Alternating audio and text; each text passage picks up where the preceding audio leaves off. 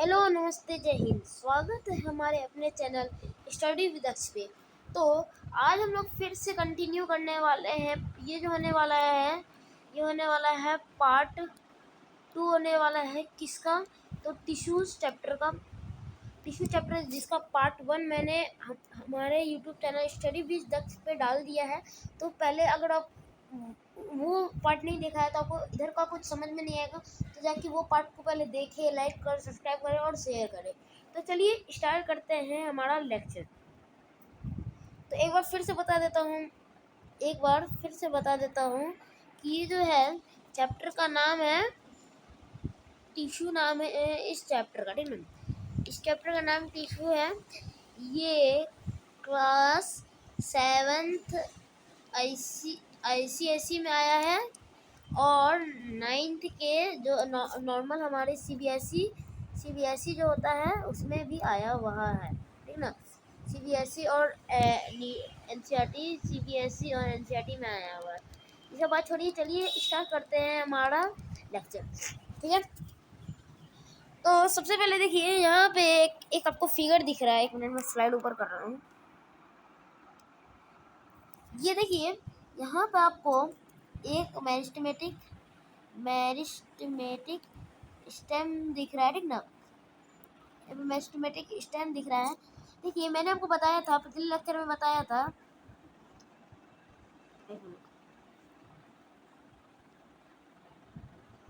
कि देखिए जो मेरिस्टेमेटिक टिश्यू होते हैं ना, वो टेकअप कर लेते हैं रोल किसका। एक मिनट मैं हाइलाइट करके दिखा देता हूँ। देखिए यहाँ पे जो लिखा हुआ है, when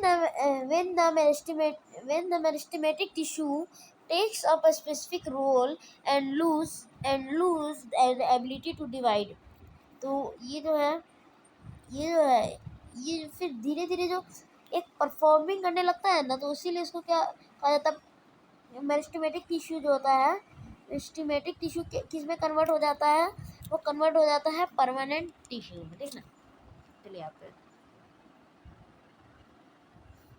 तो यहाँ पे देखिए मेरिस्टेमेटिक टिश्यू जब एक लगातार बहुत काम करने लगता है ना, तो वो परमानेंट टिश्यू में आ जाता है, ठीक है। अब देखिए परमानेंट टिश्यू में क्या क्या होता है, ठीक ना। The tissue that are completely grown and have the lost to ability divide and are known as permanent tissue। यानी कि ऐसे सेल्स जिनमें एबिलिटी है डिवाइड करने का, वो क्या कहलाता है, वो कहलाता है परमानेंट टिश्यू के नाम से जाना जाता है, प्रसिद्ध है परमानेंट टिश्यू के नाम से, ठीक ना। वो नाम परमानेंट टिश्यू के नाम से जाना जाता है।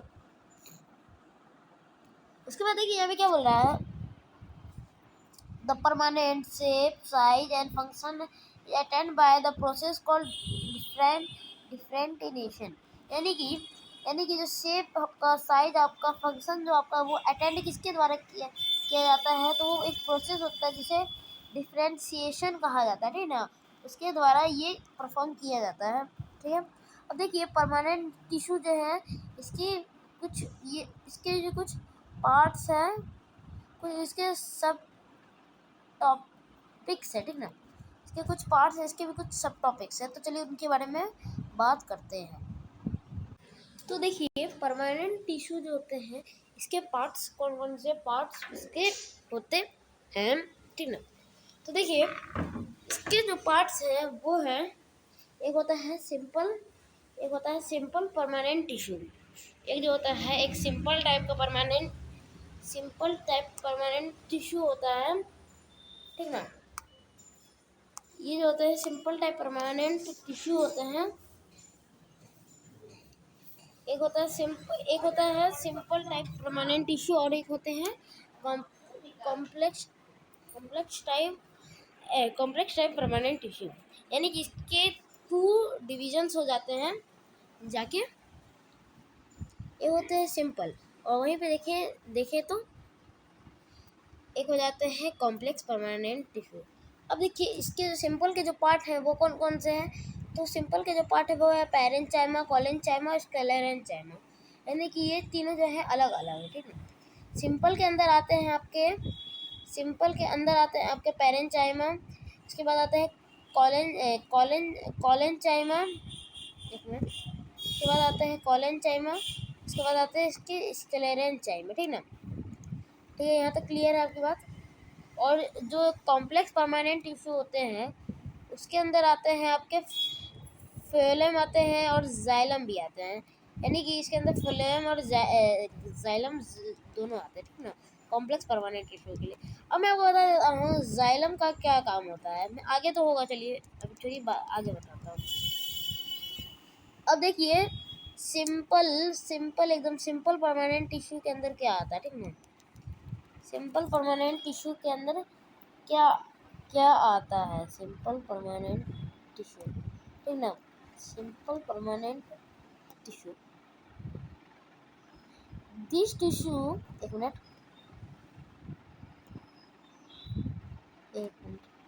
This tissue are made up of one type of cells are structurally and functionally similar, यानी कि ये जो टिश्यूज होते हैं ना are made up of one type of, यानी कि ये जो होते हैं एक टाइप ऑफ सेल्स के द्वारा बने हुए होते हैं, सेल्स से बने हुए होते हैं, और ये जो स्ट्रक्चरली एंड फंक्शनली सिमिलर होते हैं, यानी कि जो इसका काम है और जो इनका स्ट्रक्चर है वो सेम होता है, ठीक ना, वो जो होता है इसका सेम होता है, ठीक है।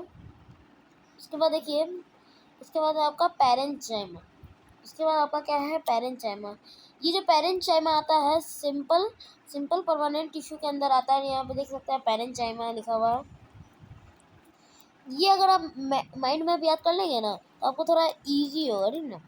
क्या होगा, अब तुरंत कुछ भी बता देंगे, जैसे परमानेंट टिश्यू तो simple permanent tissue, complex permanent tissue. अब इसके अंदर क्या आएंगे तो फ्लोएम और जाइलम आएंगे, और जो है सिंपल परमानेंट टिश्यू के अंदर पैरेंचाइमा, कोलेंचाइमा, स्क्लेरेंचाइमा। लेकिन एक बात बताता हूँ, जो कॉम्प्लेक्स है ना ये थोड़ा ज़्यादा इजी हो जाता है, मतलब ये इजी होता है पढ़ने में और पढ़ाने में।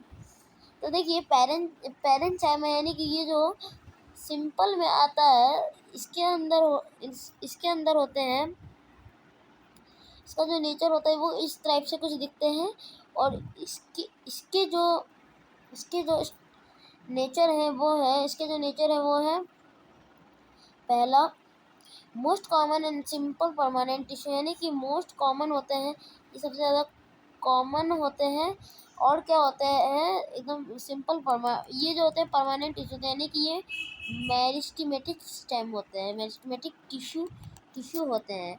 और देखिए इसके बाद क्या है, सेल्स जो होते हैं राउंडेड और एक्सोडर्मिक होते हैं, यानी कि सेल्स जो होते हैं वो एक तरह से राउंडेड होते हैं और एक्सोडर्मिक टाइप से होते हैं।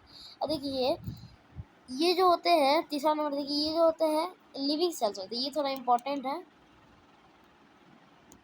ये जो होते हैं लिविंग सेल्स होते हैं, ठीक ना।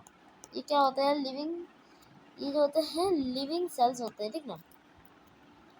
उसके बाद देखिए 4 नंबर क्या बोल रहा है, they are generally loosely arrange the large space between them, यानी यहाँ पे बोलना चाह रहा है कि ये आर जनरली लूजी टाइप के होते हैं, यानी कि एक यहाँ एक यहाँ एक यहाँ एक यहाँ यहाँ यहाँ यहाँ यहाँ, मतलब कि इंटरमोलिकुलर स्पेस उतना हाई नहीं होता है, इंटरमोलिकुलर फोर्स उतना हाई नहीं होता है, इंटरमोलिकुलर स्पेस जो होता है वो हाई होता है, इंटरमोलिकुलर स्पेस जो है हाई होता है, इंटरमोलिकुलर फोर्स थोड़ा डाउन होता है, यानी यहीं पे क्लियर कर देखिए। अब इंटरमोलिकुलर फोर्स और ये जो है मैं भी इसके लिए एक शॉर्ट्स बना दूंगा आपके लिए, ठीक ना। ये ये केमिस्ट्री की बात है, फिजिक्स की बात है, ठीक ना। तो यहाँ पे देखिए इसके बाद क्या है, the cell wall is thin, यानी कि इसका जो सेल वाल यानी कि सेल के बाहर जो वॉल होता है इसके प्रोटेक्शन के लिए वो क्या होता है, वो जो होता है थिन हो जाता है, थिन रहता है, पतला रहता है, ठीक है। अब देखिए इसका ऑक्यूरेंस कहाँ है, ठीक ना, इसका जो है ऑक्यूरेंस कहाँ है। Widely disturb in plant body such as stem, roots और लीव्स के अंदर ये मिलता है आपका, ये कहाँ पे पाया जाता है वो बता रहा हूँ मैं। ये जो होता है वाइडली डिस्ट्रीब्यूटेड होता है, मतलब कि अगर यहाँ ये पेड़ है तो बहुत जगह फैला है, मतलब एक यहाँ एक यहाँ एक यहाँ एक यहाँ, ठीक ना। और ये जो होता है फाउंड पार्ट ऑफ प्लांट्स जैसे कि कॉर्टेक्स ऑफ रूट्स में पाए जाते हैं और ग्राउंड टिश्यू में पाए जाते हैं, यानी कि ये होते हैं सॉफ्ट पार्ट्स में होते हैं, ठीक ना। ये जो होते हैं ग्राउंड ग्राउंड टिश्यू के अंदर आते हैं, ठीक है। थोड़ा सा दिक्कत हो गया, फ़ोन आ गया था, ठीक ना, कोई बात नहीं है वो। अब देखिए इसके जो फंक्शंस होते हैं ना, फंक्शंस क्या होते हैं इसके। दिस टिश्यू और जनरली स्टोर फूड। ये जो टिश्यू जो होते हैं ना, वो क्या करते हैं, जनरली फूड को स्टोर करते हैं। और ये क्या करते हैं, सर्च पैकिंग पैकिंग टिश्यू। ये जो होता है पैकिंग टिश्यू में काम करते हैं, to fill up the space between the other tissue. यानी कि ये क्या करते हैं, सर्व करते हैं एज पैकिंग टिश्यू। यानी कि किसी भी टिश्यूज़ को है ना, ये पैक करने का काम करते हैं, स्ट्रॉन्ग मजबूती से एक जगह रखने का काम करते हैं। और क्या करते हैं, और फिल द स्पेस, यानी कि मान लीजिए एक सेल्स यहाँ है, एक सेल्स यहाँ है, तो अब इसके बीच में जो जगह है वो ये भर देते हैं, ठीक ना। जैसे कि यहाँ पे, जैसे आप देखे होंगे आपके बीच में दांत अगर मान लीजिए यहाँ पे है, तो इसके बीच में मसाला भरता है डॉक्टर, तो वैसी टाइप से ये काम करता है। ये वो काम तो नहीं करता है, लेकिन उसी टाइप से ये काम करता है। यानी कि सेल्स के बीच में जो जगह होता है, टिश्यूज़ के बीच में जो जगह होता है, उसको भरने का काम करता है, ठीक है। क्लियर है बात। अब देखिए उसके बाद यहाँ पे क्या बोल रहा है, ये जो होता है क्या करता है, transport of materials occurrence through the cell wall parenchyma और सेल्स, ठीक है ना। क्या बोल रहा है, ये क्या बोल रहा है, ट्रांसपोर्ट ऑफ मटेरियल, यानी कि ये जो है मटेरियल को ट्रांसपोर्ट करने का काम करता है थ्रू आउट सेल्स के द्वारा और सेल्स वॉल्स के द्वारा काम करता है, ठीक है। तो एक सेकंड होल्ड करूँगा। तो ठीक है, चलिए देखते हैं, फिर से स्टार्ट करते हैं हमारा लेक्चर जो कंटिन्यू हो रहा था, ठीक है।